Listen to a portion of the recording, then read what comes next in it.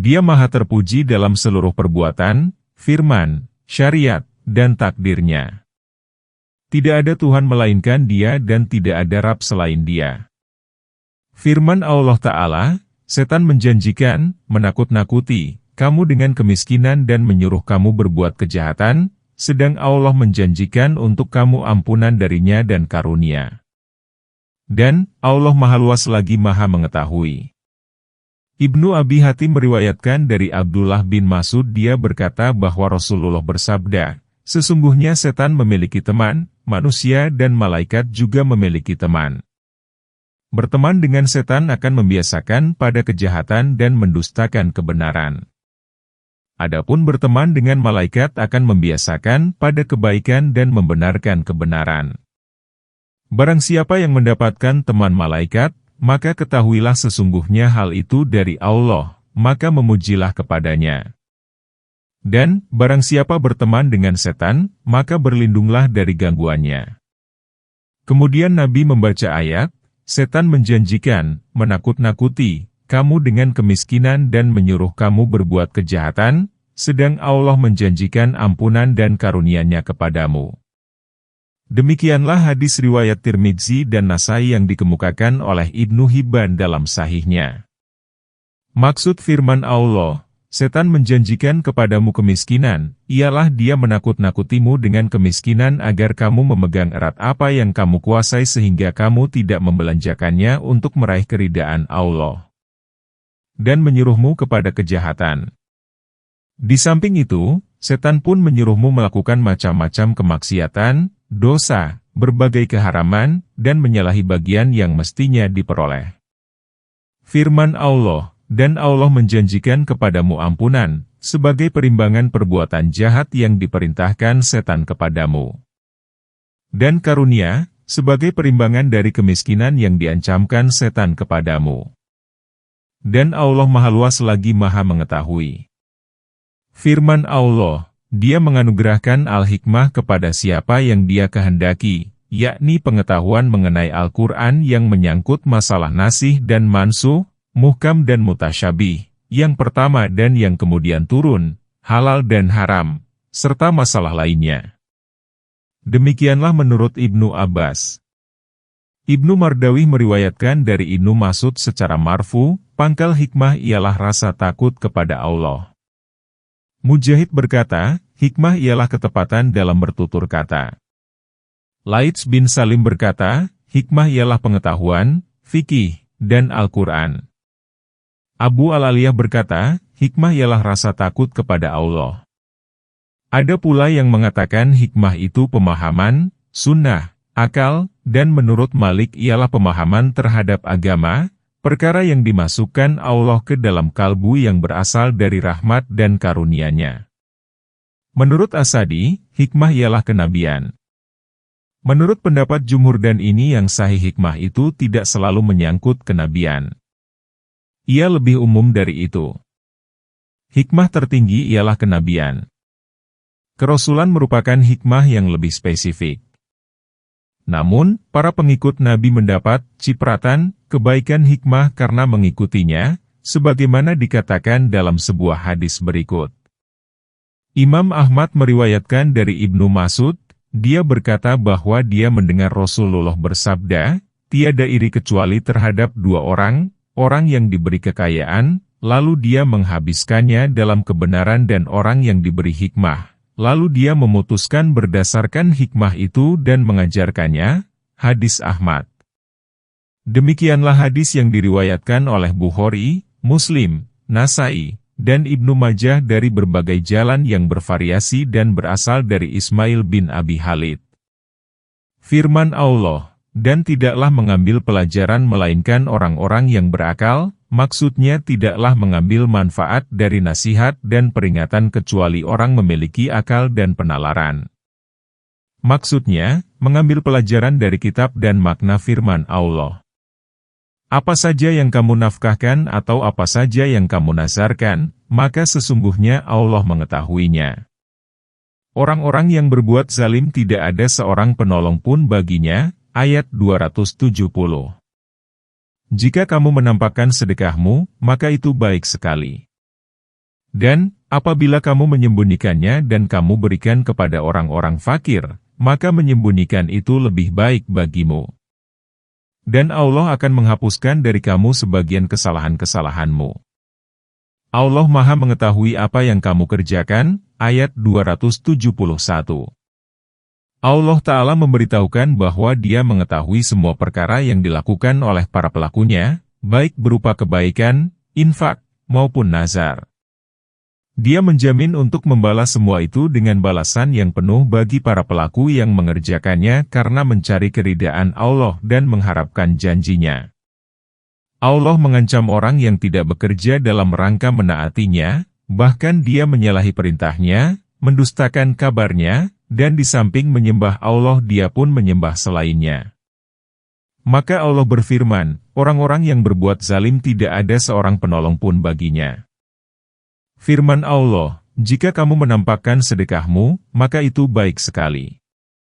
Artinya, jika kamu menampakkannya, maka ia merupakan sebaik-baik perkara. Firman Allah, dan apabila kamu menyembunyikannya dan kamu berikan kepada orang-orang fakir, maka hal itu lebih baik bagimu, mengandung dalil bahwa merahasiakan sedekah adalah lebih baik daripada menampakkannya, sebab perbuatan pertama akan terhindar dari ria. Perbuatan kedua bisa lebih baik jika dimaksudkan supaya diteladani oleh manusia. Namun, pada prinsipnya yang lebih utama ialah yang dilakukan secara rahasia. Hal ini antara lain karena dalam Syahihain ditegaskan dari Abu Hurairah, yaitu hadis tentang 7 golongan orang yang akan dinaungi Allah di dalam naungannya pada saat tiada naungan kecuali naungannya, dan seseorang yang memberikan sedekah lalu dia merahasiakannya sehingga tangan kirinya tidak mengetahui apa yang diinfakkan oleh tangan kanannya. Rasulullah bersabda, orang yang membaca Al-Quran secara jahar seperti orang yang bersedekah secara terang-terangan. Orang yang membaca Al-Quran secara pelan-pelan seperti orang yang bersedekah secara sembunyi-sembunyi. Ayat itu umum. Namun, sedekah yang dirahasiakan lebih utama, baik itu sedekah wajib maupun sunnah. Namun, Ibnu Jarir meriwayatkan dari Ibnu Abbas dalam tafsirnya berkaitan dengan ayat ini. Ibnu Abbas berkata, Allah mengunggulkan sedekah sunnah yang dilakukan secara rahasia sebanyak 70 kali lebih baik daripada sedekah sunnah yang dilakukan secara terang-terangan. Dan Allah mengunggulkan sedekah wajib yang dilakukan secara terang-terangan sebanyak 25 kali lebih baik daripada yang dilakukan secara rahasia. Firman Allah Ta'ala, dan Allah akan menghapuskan dari kamu sebagian kesalahan-kesalahanmu, sebagai imbalan dari sedekah, terutama jika dilakukan secara rahasia. Kamu akan memperoleh kebaikan berupa peningkatan derajat dan penghapusan berbagai kesalahan. Firman Allah, Allah Maha mengetahui apa yang kamu kerjakan, yakni tidak ada satu perkara pun yang samar bagi Dia, dan Dia akan membalasmu karenanya. Bukanlah kewajibanmu menjadikan mereka mendapat petunjuk, akan tetapi Allah lah yang memberi petunjuk, memberi taufik, siapa yang dikehendakinya. Dan apa saja harta yang baik yang kamu nafkahkan, di jalan Allah, maka pahalanya itu untuk kamu sendiri. Dan janganlah kamu membelanjakan sesuatu melainkan karena mencari keridaan Allah. Dan, apa saja harta yang baik yang kamu nafkahkan, niscaya kamu akan diberi pahalanya dengan cukup sedang kamu sedikit pun tidak akan dianiaya. Ayat 272.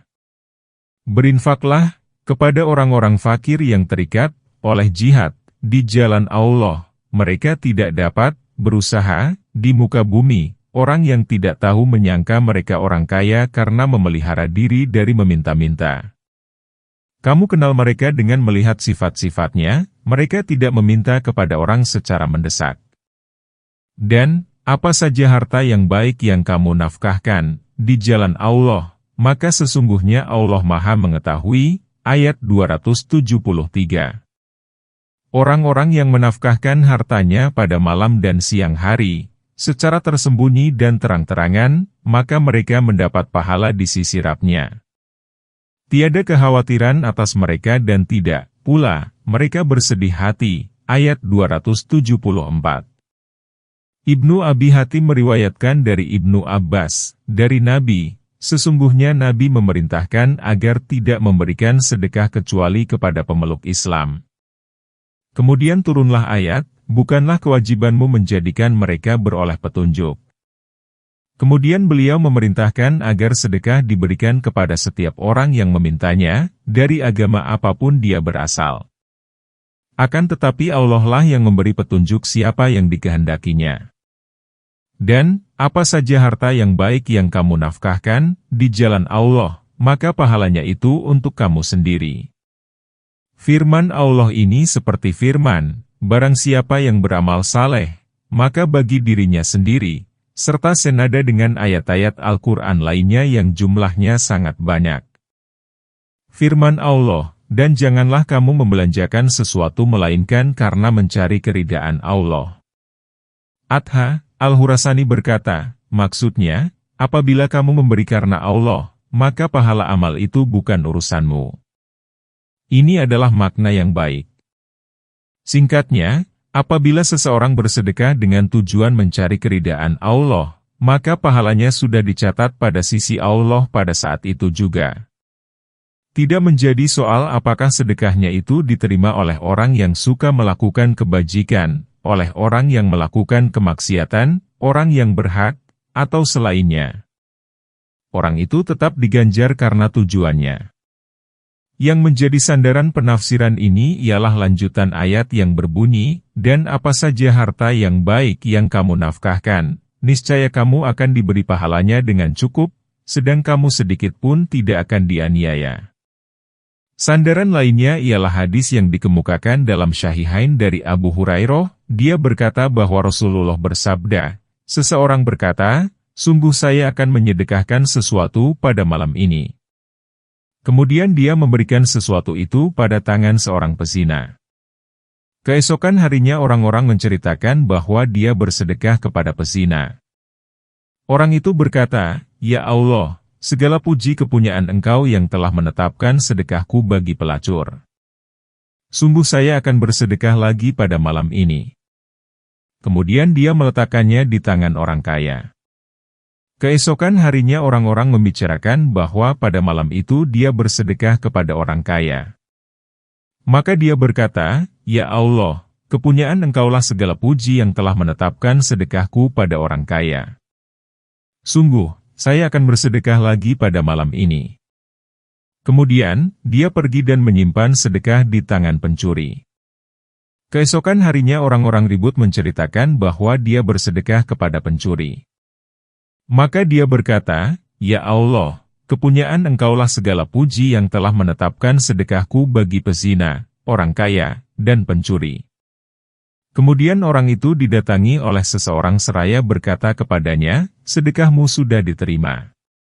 Adapun sedekah yang sampai ke tangan pelacur, mudah-mudahan saja dia berhenti dari melacur, yang sampai kepada orang kaya, mudah-mudahan saja dia mengambil pelajaran dan mau menginfakkan sebagian harta yang telah diberikan Allah kepadanya, dan yang sampai kepada pencuri, mudah-mudahan saja menghentikan perbuatan mencurinya.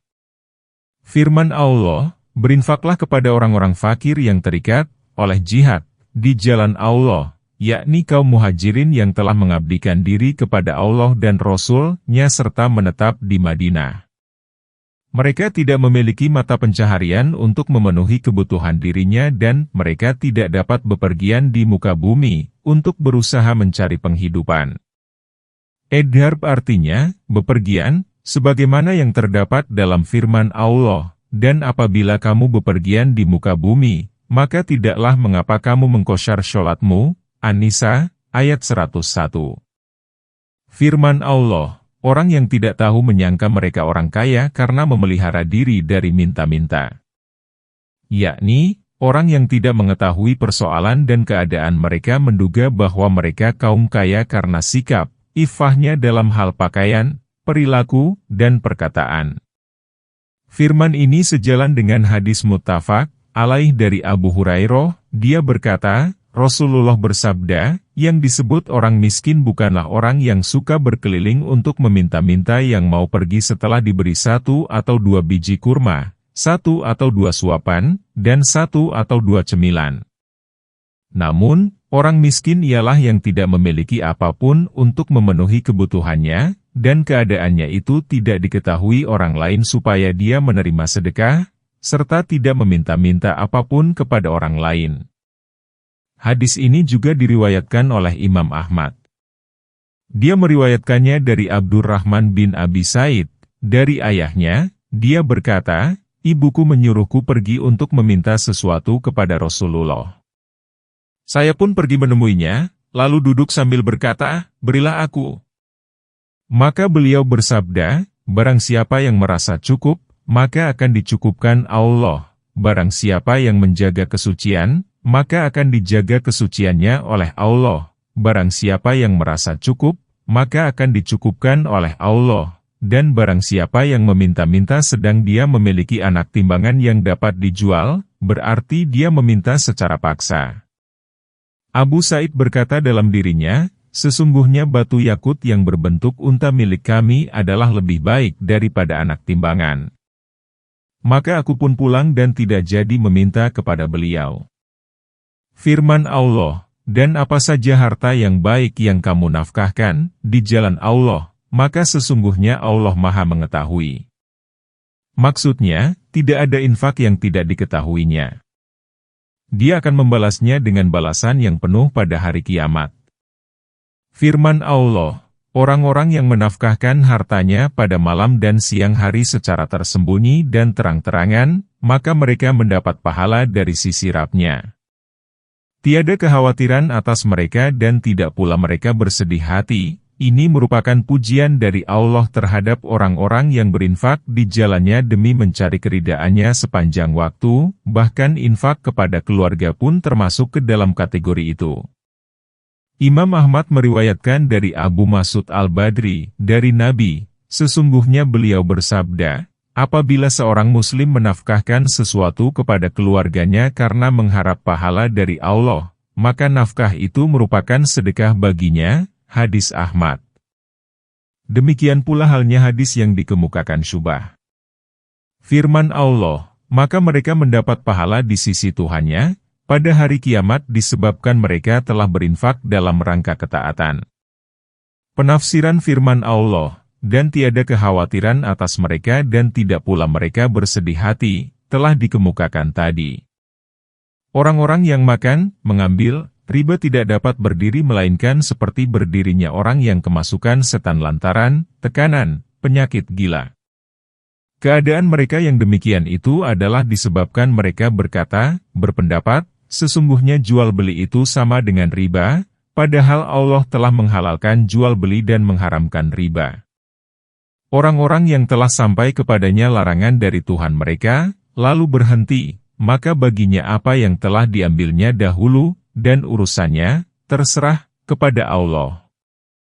Orang yang mengulangi, maka orang itu adalah penghuni-penghuni neraka, mereka kekal di dalamnya. Ayat 275. Setelah Allah menceritakan orang-orang yang berbuat kebajikan, yang memberikan infak, yang mengeluarkan zakat, yang mengutamakan pemberian kebajikan dan sedekah kepada orang-orang yang membutuhkan dan kepada kerabat, yang dilakukan secara berkesinambungan, maka pada ayat ini Allah mulai menceritakan para pemakan riba, pemakan harta manusia dengan jalan yang batil, dan berbagai makanan syubhat lainnya. Allah menceritakan saat mereka keluar dan bangkit dari kubur untuk menuju kebangkitan dan perkumpulan. Allah berfirman, "Orang-orang yang makan riba tidak dapat berdiri melainkan seperti berdirinya orang yang kemasukan setan lantaran penyakit gila." Maksudnya, tidaklah mereka bangkit dari kuburannya pada hari kiamat melainkan seperti bangkitnya orang gila pada saat dia mengamuk dan kesurupan setan. Ibnu Abbas berkata, pemakan riba akan dibangkitkan pada hari kiamat dalam keadaan seperti orang gila yang mengamuk. Keterangan ini diriwayatkan oleh Abi Hatim. Hal senada diriwayatkan pula dari sekelompok tabi'in. Ibnu Jarir meriwayatkan dari Ibnu Abbas, dia berkata, pada hari kiamat akan dikatakan kepada pemakan riba, ambillah senjatamu untuk berperang. Ibnu Abbas membaca ayat, dan orang-orang yang memakan riba. Hal itu terjadi tatkala dia bangkit dari kubur. Al-Bukhari meriwayatkan dari Samurah bin Jundub dalam sebuah hadits tentang mimpi yang panjang. Maka tibalah kami di sebuah sungai. Saya menduga bahwa dia mengatakan, sungai itu semerah darah. Ternyata dalam sungai itu ada seseorang yang berenang. Di pinggir sungai ada orang yang telah mengumpulkan batu yang banyak di sisinya. Perenang itu berenang menuju orang yang di sisinya telah menumpuk batu yang banyak. Kemudian perenang membukakan mulutnya kepada si penunggu batu yang kemudian menyuapinya dengan batu. Dalam penjelasan hadis itu dikatakan bahwa itulah pemakan riba. Firman Allah, keadaan mereka yang demikian itu disebabkan mereka berkata, sesungguhnya jual beli itu sama dengan riba, padahal Allah telah menghalalkan jual beli dan mengharamkan riba. Sesungguhnya mereka membolehkan riba tiada lain untuk membantah hukum-hukum Allah yang ada dalam syariatnya. Firman Allah, padahal Allah telah menghalalkan jual beli dan mengharamkan riba, yang merupakan penuntas ayat ini dapat ditafsirkan sebagai bantahan atas pandangan mereka yang menolak ketetapan Allah, padahal mereka sudah mengetahui pemilahan Allah atas hukum yang satu dengan lainnya. Dialah yang maha mengetahui lagi maha bijaksana. Tidak ada yang dapat menolak ketetapannya, tidak dimintai tanggung jawab terhadap apa yang dilakukannya, sedang mereka dimintai tanggung jawab. Dia mengetahui hakikat setiap persoalan dan kemaslahatannya serta apa yang berguna bagi hamba-hambanya, lalu dia membolehkannya bagi mereka. Sedangkan sesuatu yang dapat membahayakan mereka, maka dia melarangnya. Dia lebih sayang kepada mereka daripada seorang ibu kepada anaknya. Oleh karena itu, dia berfirman, orang-orang yang telah sampai kepadanya larangan dari Tuhannya, lalu berhenti, maka baginya apa yang telah diambilnya dahulu, dan urusannya, terserah, kepada Allah. Yakni, barang siapa yang sudah menerima larangan memakan riba, kemudian dia menghentikannya tatkala syariat sampai kepadanya, maka baginya hasil muamalah terdahulu. Hal ini berdasarkan firman Allah, Allah memaafkan apa yang telah kamu lakukan dahulu. Dan sebagaimana Nabi bersabda pada hari penaklukan Mekah, segala bentuk riba pada masa jahiliyah diletakkan di bawah kedua kakiku ini, dan riba yang pertama kali aku letakkan ialah riba dari Al-Abbas. Nabi tidak menyuruh mereka mengembalikan kelebihan yang mereka peroleh pada saat jahiliyah, namun dia memaafkan apa yang telah dilakukan tempo dulu, sebagaimana firman Allah, maka baginya apa yang telah diambilnya dahulu dan urusannya, terserah, kepada Allah. Yakni, riba yang telah dimakan sebelum ia diharamkan. Ibnu Abi Hatim meriwayatkan dari Al-Aliyah binti Abka, sesungguhnya Aisyah istri Nabi ditanya oleh Ummu Bahnah, yaitu ibu dari anak Zaid bin Arqam, wahai Ummul Mukminin, apakah engkau kenal Zaid bin Arqam? Aisyah mengiyakannya. Ummu Bahnah berkata, sesungguhnya aku menjual Zaid sebagai budak kepada Atha, dengan harga 800 dinar. Lalu, Zaid memerlukan uang hasil penjualannya. Maka aku membelinya kembali sebelum jatuh tempo dengan harga 600 dinar. Aisyah berkata, alangkah buruk pembelianmu, alangkah buruknya pembelianmu itu. Sampaikanlah kepada Zaid bahwa dia benar-benar telah menghapuskan pahala jihadnya bersama Rasulullah, sungguh dia telah menghapuskannya jika dia tidak bertobat. Ummu Bahnah berkata, bagaimana menurut pendapatmu jika aku meninggalkan yang 200 dan mengambil yang 600? Aisyah membolehkannya, orang-orang yang telah sampai kepadanya larangan dari Tuhannya, lalu berhenti, maka baginya apa yang telah diambilnya dahulu. Atsar ini sudah dikenal dan merupakan dalil bagi orang yang mengharamkan harta pilihan, serta hadis lain yang berkaitan dengan itu. Kemudian Allah Ta'ala berfirman, barang siapa yang kembali lagi kepada riba setelah dia menerima larangan Allah mengenai riba, maka mestilah dia mendapat siksa dan ditegaskan hujah kepadanya. Allah Ta'ala berfirman, maka mereka itulah penghuni neraka, sedang mereka kekal di dalamnya. Rasulullah bersabda, barang siapa yang tidak meninggalkan muhabarah, maka maklumkanlah perang kepadanya dengan Allah dan Rasul-Nya. Hadis ini diriwayatkan oleh Hakim dalam Mustadraknya. Menurutnya, hadits ini sahih menurut kriteria Muslim, meskipun Muslim sendiri tidak meriwayatkannya. Muhabarah ialah menyewakan tanah dengan imbalan sebagian hasil buminya. Musabanah ialah menjual kurma basah yang masih ada di pohonnya dengan kurma kering yang sudah ada di atas tanah. Muhakalah ialah membeli biji yang masih melekat pada bulirnya di ladang dengan biji yang sudah ada di atas tanah. Semua itu dan praktik lain yang sejenis diharamkan karena untuk menegaskan dengan keras haramnya riba, sebab belum diketahui kesamaan dua barang sebelum keduanya kering betul. Oleh karena itu, para fuqaha mempersempit jalan yang dapat menembus riba dan sarana-sarana yang dapat mengantarkan kepada riba, serta mereka mengharamkan jalan dan sarana itu, karena sesuatu yang mengantarkan kepada haram adalah haram, sebagaimana wajibnya mengerjakan sesuatu yang menjadi prasyarat bagi terpenuhinya kewajiban yang lain. Masalah riba merupakan masalah yang paling muskil bagi mayoritas ulama. Maka prinsip yang terpenting dalam hal ini adalah menjaga dari hal-hal yang syubhat. Dalam Syahihain ditegaskan dari An-Nu'man bin Bashir, dia berkata bahwa dia mendengar Rasulullah bersabda, "Sesungguhnya yang halal telah jelas, yang haram juga telah jelas, dan keduanya terdapat perkara-perkara yang diragukan. Barang siapa yang menjaga dirinya dari perkara yang diragukan, maka selamatlah agama antara kehormatannya. Barang siapa yang terjerumus ke dalam subhat berarti terjerumus ke dalam perkara haram. Seperti penggembala yang menggembalakan ternaknya di dekat daerah terlarang, sehingga dia nyaris melanggarnya." Hadis Bukhari dan Muslim. Dalam kitab Sunan dikatakan dari Al-Hasan bin Ali, dia berkata bahwa dia mendengar Rasulullah bersabda, "Tinggalkanlah perkara yang kamu ragukan, kepada perkara yang tidak kamu ragukan." Dalam hadits lain dikatakan, dosa ialah sesuatu yang merisaukan, mengganjal hati, meragukan dalam nafsumu dan kamu tidak suka bila diketahui orang lain. Dari Ibnu Abbas dikatakan, ayat yang terakhir diturunkan kepada Rasulullah, ialah ayat mengenai riba. Demikianlah menurut riwayat Bukhari. Sementara itu Ahmad meriwayatkan dari Umar, dia berkata, ayat yang terakhir diturunkan ialah mengenai riba dan Rasulullah tidak sempat menafsirkannya untuk kita karena keburu wafat, maka tinggalkanlah riba dan kelebihan. Imam Ahmad meriwayatkan dari Abu Hurairah bahwa Rasulullah bersabda, akan datang suatu masa di mana manusia banyak memakan riba.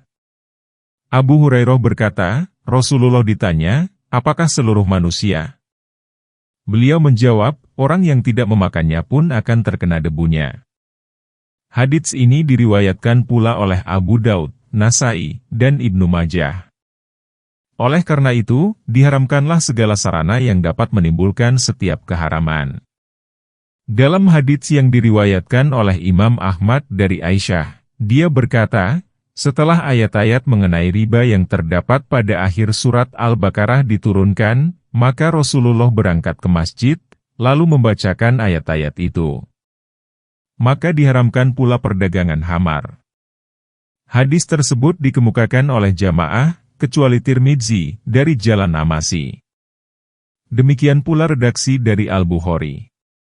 Dari Ali dan Ibnu Mas'ud dikatakan dari Rasulullah, Allah melaknat pemakan riba, yang mewakili transaksi riba, dua saksinya, dan orang yang menuliskannya. Allah memusnahkan riba dan menyuburkan sedekah. Dan Allah tidak menyukai setiap orang yang tetap dalam kekafiran dan selalu berbuat dosa. Ayat 276. Sesungguhnya orang-orang yang beriman, beramal saleh, mendirikan sholat, dan membayar zakat, mereka mendapat pahala dari sisi Tuhan mereka. Tidak ada kekhawatiran atas mereka dan tidak pula mereka bersedih hati. Ayat 277. Allah Ta'ala memberitahukan bahwa Dia menghapuskan dan melenyapkan riba dari pelakunya, baik secara total maupun dia menghilangkan keberkahan hartanya sehingga tidak bermanfaat, bahkan dia memandangnya tidak ada. dan pada hari kiamat Dia akan menyiksanya. Sebagaimana Allah berfirman, dan sesuatu riba yang kamu berikan agar dia menambah pada harta manusia, maka riba itu tidak menambah pada sisi Allah. Surat Ar-Rum, ayat 39. Ahmad meriwayatkan dari Ibnu Mas'ud dari Nabi, dia bersabda, sesungguhnya meskipun riba itu pada mulanya banyak, namun akhirnya ia menjadi sedikit. Inilah dari segi muamalah, dan itu bertentangan dari tujuan mengambil riba, supaya banyak. Firman Allah, dan menyuburkan sedekah. Yurbi berasal dari raba asisyai, yarbu, arba'ahu, yarbih yang berarti, mengembangbiakkan, dan menjadikannya banyak. Ada juga yang membacanya dengan yurabi, jika demikian ia berasal dari tarbiyah. Al-Bukhari meriwayatkan dari Abu Hurairah, dia berkata bahwa Rasulullah bersabda, barang siapa yang bersedekah senilai sebutir kurma dari usaha yang halal, dan Allah hanya menerima yang baik-baik, maka Allah akan menerimanya dengan tangan kanannya, kemudian mengembangkannya bagi pelakunya, sebagaimana salah seorang di antara kamu memelihara anak kuda, hingga sebutir kurma itu menjadi sebesar gunung. Hadis Bukhari. Firman Allah, Allah tidak menyukai setiap orang yang tetap dalam kekafiran dan selalu berbuat dosa, yakni Allah tidak menyukai orang yang hatinya senantiasa ingkar, perkataan dan perbuatannya berdosa. Adalah suatu keharusan adanya keselarasan dengan sifat ini dalam mengakhiri ayat ini. Sifat itu ialah bahwa seorang pengembang tidak puas dengan harta halal yang telah diberikan Allah kepadanya. Lalu, dia berusaha untuk memakan harta orang lain dengan cara yang batil dan melalui aneka usaha yang jahat. Dengan demikian, berarti dia senantiasa mengingkari nikmat Allah yang ada padanya, zalim, dan berbuat dosa lantaran memakan harta orang lain dengan batil.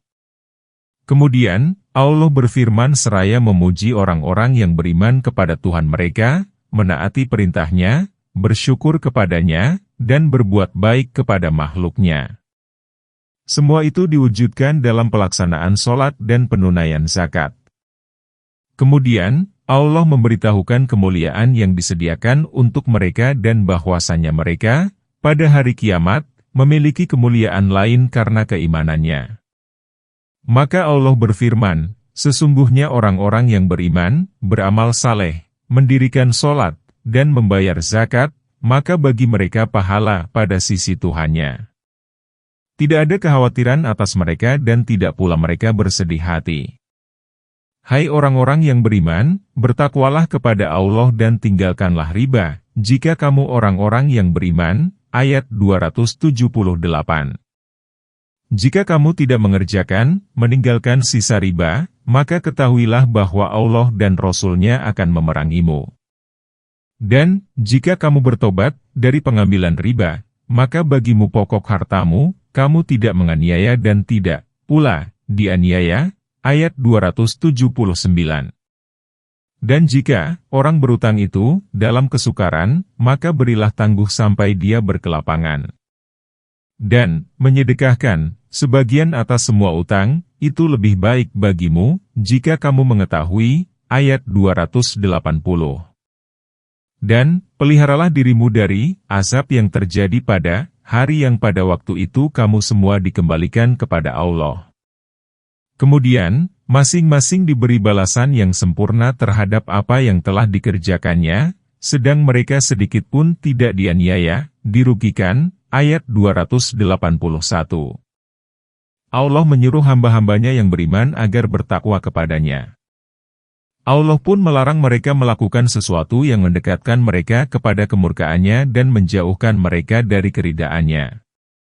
Dia berfirman, hai orang-orang yang beriman, bertakwalah kepada Allah, takutlah kepadanya dan hati-hatilah dalam berbuat karena Dia mengawasimu, serta tinggalkanlah sisa riba, yakni tinggalkanlah hartamu yang merupakan kelebihan dari pokok yang harus dibayar oleh orang lain.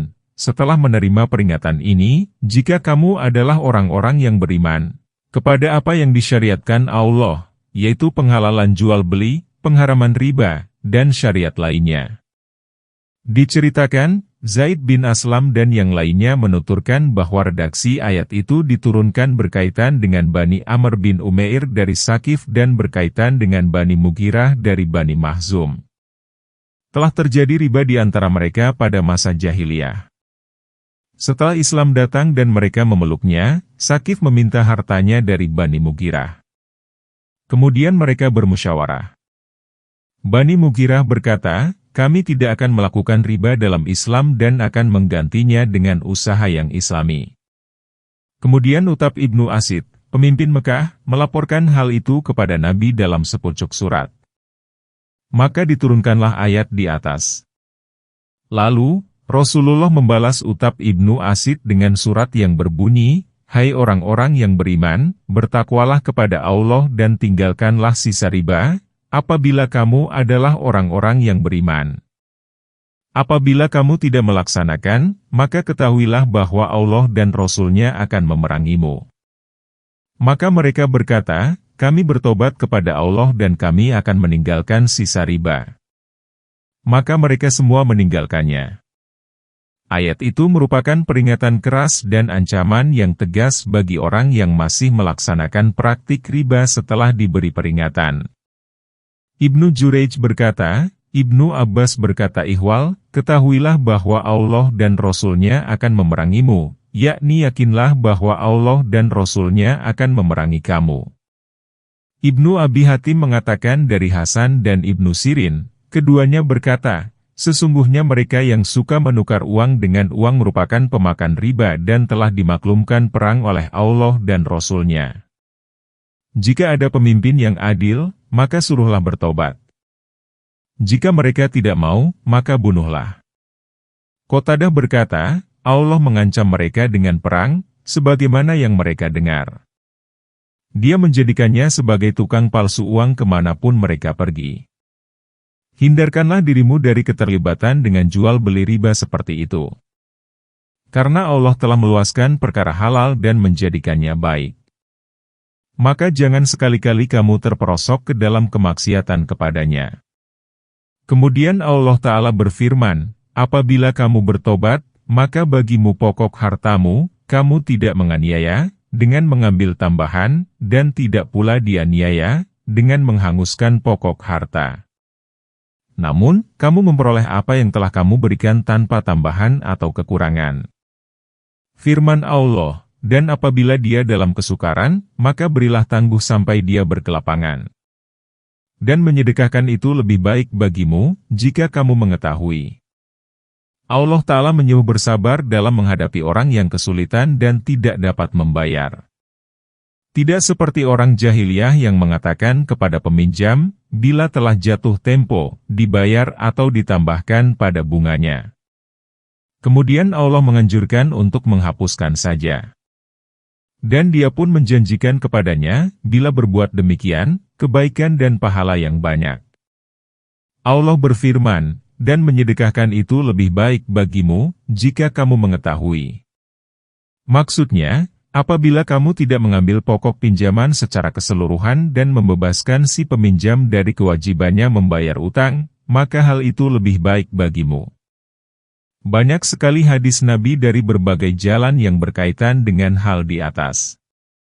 Tabrani meriwayatkan dari Abu Amamah Asad bin Zarawah, dia berkata bahwa Rasulullah bersabda, barang siapa yang ingin mendapat naungan Allah pada hari yang tiada naungan kecuali naungannya, maka hendaklah dia memberi kemudahan kepada yang kesulitan, atau membebaskannya dari kesulitannya. Tabrani.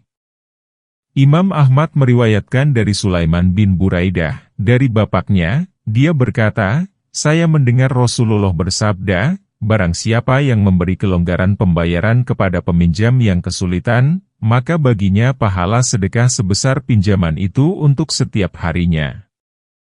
Kemudian saya mendengar beliau bersabda, barang siapa yang memberi kelonggaran pembayaran kepada peminjam yang kesulitan, maka baginya pahala sedekah sebesar 2 kali lipat dari jumlah pinjaman itu untuk setiap harinya. Saya berkata, wahai Rasulullah, saya mendengar engkau mengatakan, barang siapa yang memberi kelonggaran pembayaran kepada peminjam yang kesulitan, maka baginya pahala sedekah sebesar pinjaman itu untuk setiap harinya. Kemudian engkau pun mengatakan, barang siapa yang memberi kelonggaran pembayaran kepada peminjam yang kesulitan, maka baginya pahala sedekah sebanyak 2 kali lipat dari jumlah pinjaman itu untuk setiap harinya. Nabi bersabda, setiap harinya pemberi kelonggaran mendapat pahala sedekah sebesar pinjaman itu bila ditagih sebelum jatuh tempo. Namun, bila pemberian kelonggaran pembayaran itu dilakukan setelah jatuh tempo, maka baginya pahala sedekah sebesar 2 kali lipat dari jumlah pinjaman itu untuk setiap harinya. Al-Bukhari meriwayatkan dari Abu Hurairah, dari Nabi, dia bersabda, ada pedagang yang berpiutang kepada manusia. Apabila pedagang ini melihat mereka kesulitan, maka dia berkata kepada para pegawainya, maafkanlah dia, mudah-mudahan Allah pun memaafkan kita. Maka Allah pun memaafkan si pedagang. Kemudian Allah Ta'ala berfirman guna menasihati hamba-hambanya, mengingatkan kepada mereka ihwal lenyapnya dunia dan datangnya akhirat, kembalinya manusia kepada Allah, perhitungan Allah terhadap apa yang dilakukan makhluknya, pemberian balasan atas mereka selaras dengan kebaikan atau keburukan yang telah mereka lakukan, dan dia pun mengingatkan mereka terhadap azabnya. Allah Ta'ala berfirman, dan takutlah kamu terhadap suatu hari di mana kamu dikembalikan kepada Allah. Kemudian setiap diri diberi balasan yang penuh atas apa yang telah dikerjakannya, sedang mereka tidak dianiaya sedikit pun. Setelah turun ayat ini, Nabi hidup selama 9 hari, kemudian meninggal pada malam Senin tanggal 27 Rabiul Awal. Demikian menurut riwayat Abu Hatim. Diriwayatkan pula oleh Ibnu Mardawih, dari Ibnu Abbas, dia berkata, ayat yang terakhir diturunkan ialah, takutlah kamu terhadap suatu hari di mana kamu dikembalikan kepada Allah. Ibnu Jarir berkata, orang-orang mengatakan bahwa Nabi hidup selama 9 hari setelah ayat itu turun, yaitu sejak hari Sabtu dan beliau meninggal pada hari Senin. Demikianlah menurut keterangan Ibnu Jarir. Hai orang-orang yang beriman, apabila kamu bermuamalah tidak secara tunai untuk waktu yang ditentukan, hendaklah kamu menuliskannya. Dan, hendaklah seorang penulis di antara kamu menuliskannya dengan benar. Dan, janganlah penulis enggan menuliskannya sebagaimana Allah telah mengajarkannya, maka hendaklah ia menulis, dan hendaklah orang yang berutang itu mengimlakan apa yang akan ditulis itu, dan hendaklah ia bertakwa kepada Allah Tuhannya, dan janganlah ia mengurangi sedikit pun dari utangnya.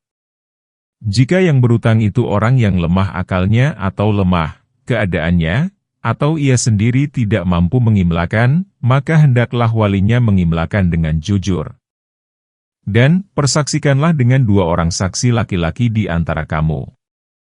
Jika tidak ada 2 orang laki-laki, maka, boleh, seorang laki-laki dan 2 orang perempuan dari saksi-saksi yang kamu ridhoi, supaya jika seorang lupa maka seorang lagi mengingatkannya.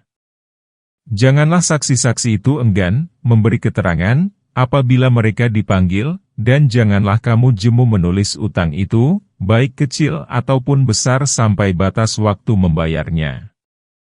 Yang demikian itu, lebih adil di sisi Allah dan lebih dapat menguatkan persaksian dan lebih dekat kepada tidak menimbulkan keraguanmu. Tulislah muamalahmu itu, kecuali jika muamalah itu perdagangan tunai yang kamu jalankan di antara kamu, maka tak ada dosa bagi kamu, jika kamu tidak menulisnya. Dan persaksikanlah apabila kamu berjual beli, dan janganlah penulis dan saksi saling menyulitkan. Jika kamu lakukan yang demikian, maka sesungguhnya hal itu adalah suatu kefasikan pada dirimu. Dan, bertakwalah kepada Allah, Allah mengajarmu, dan Allah Maha mengetahui segala sesuatu, ayat 282. Firman Allah Ta'ala, hai orang-orang yang beriman, apabila kamu bermuamalah tidak secara tunai untuk waktu yang ditentukan, hendaklah kamu menuliskannya. Ini merupakan bimbingan dari Allah Ta'ala bagi hamba-hambanya yang beriman, jika mereka bermuamalah melalui aneka jenis muamalah yang tidak tunai, maka hendaklah mereka mencatatnya, agar catatan itu dapat menjaga batas waktu muamalah itu, serta lebih meyakinkan kepada orang yang memberi kesaksian.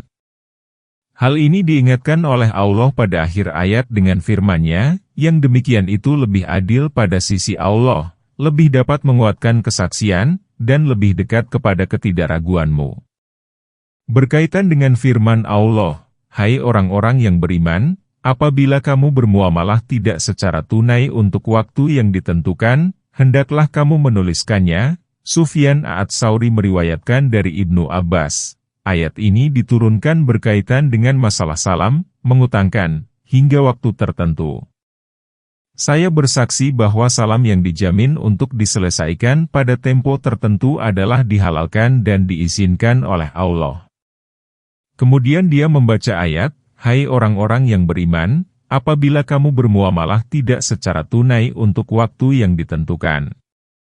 Diriwayatkan oleh Al-Bukhari dan ditegaskan dalam Syahihain, dari Ibnu Abbas, dia berkata bahwa Nabi tiba di Madinah, sedang penduduknya mengutangkan buah selama 1, 2, atau 3 tahun. Maka Rasulullah bersabda, barang siapa yang meminjamkan sesuatu, hendaklah dia melakukannya dengan takaran, timbangan, dan jangka waktu yang pasti. Hadis Bukhari dan Muslim. Firman Allah, hendaklah kamu menuliskannya, merupakan perintah darinya agar dilakukan pencatatan untuk arsip. Perintah di sini merupakan perintah yang bersifat membimbing, bukan mewajibkan. Abu Said, Asy-Syafi'i, Rabi bin Anas, dan yang lainnya mengatakan bahwa pada mulanya mencatat transaksi itu wajib, kemudian hal itu dinasah, ditafsirkan, oleh firman Allah. Namun, apabila sebagian kamu mempercayai sebagian yang lain, maka hendaklah yang dipercaya itu menunaikan amanatnya. Yang dinasah ialah kewajiban mencatat, bukan mencatat itu sendiri, karena mencatat transaksi lebih utama. Imam Ahmad meriwayatkan dari Abu Hurairah, dari Rasulullah, beliau bercerita, sesungguhnya ada seorang Bani Israel yang memohon kepada Bani Israel lainnya untuk meminjaminya uang 1000 dinar. Orang yang meminjamkan berkata, datangkanlah saksi-saksi. Aku ingin mempersaksikan peminjaman ini kepada mereka. Peminjam berkata, cukuplah Allah sebagai saksinya. Orang yang meminjamkan berkata, datangkanlah seorang penjamin. Peminjam berkata, cukuplah Allah sebagai penjamin. Orang yang meminjamkan berkata, kamu benar. Kemudian dia memberikan uang itu hingga tempo tertentu. Peminjam uang pergi ke laut untuk memenuhi hajatnya. Kemudian dia merasa sangat membutuhkan perahu untuk mengantarkan uang pinjaman yang sudah jatuh tempo pembayarannya. Namun, dia tidak menemukannya. Kemudian dia mengambil kayu dan melubanginya. Lalu dia memasukkan ke dalamnya uang 1000 dinar berikut secarik tulisan yang ditujukan kepada pemilik uang. Kemudian melapisinya agar tak terkena air. Lalu dia membawa kayu ke laut. Dia berkata, ya Allah, sesungguhnya engkau mengetahui bahwa saya telah meminjam uang 1000 dinar kepada si fulan. Dia meminta penjamin dariku, kemudian kukatakan bahwa cukuplah Allah sebagai penjamin, dan dia pun rela. Dia memintaku mendatangkan saksi, lalu kukatakan bahwa cukuplah Allah sebagai saksi, dan dia pun rela. Sesungguhnya aku telah berusaha untuk mendapatkan perahu yang akan kugunakan untuk mengantarkan utangku kepadanya, namun aku tidak mendapatkannya. Kini, kutitipkan uang itu kepadamu. Kemudian dia melemparkan kayu itu hingga tenggelam. Dia pun pergi. Walaupun demikian, dia tetap berusaha mencari perahu yang menuju ke negeri orang yang meminjamkan. Kini, orang yang meminjamkan uang pergi untuk menanti. Barangkali ada perahu datang membawa piutangnya. Tiba-tiba dia menemukan kayu yang berisi uang itu. Dia membawanya pulang sebagai kayu bakar untuk istrinya. Tatkala dia membelahnya, dia menemukan uang dan secarik pesan. Di lain pihak, si peminjam pun datang juga membawa 1000 dinar. Dia berkata, demi Allah, sebelum aku datang sekarang, aku senantiasa berusaha untuk mendapatkan perahu guna mengantarkan pinjaman kepadamu. Orang yang meminjamkan berkata, apakah kamu mengirimkan sesuatu kepadaku? Peminjam berkata, bukankah telah kuceritakan kepadamu bahwa aku tidak menemukan perahu, sebelum saya mendapatkannya sekarang ini? Orang yang meminjamkan berkata, sesungguhnya Allah telah mengantarkan pinjamanmu yang kau taruh dalam kayu. Maka gunakanlah uangmu yang 1000 dinar itu dengan baik. Sanad riwayat ini sahih. Al-Bukhari meriwayatkan pula kisah ini dalam bentuk yang ketat.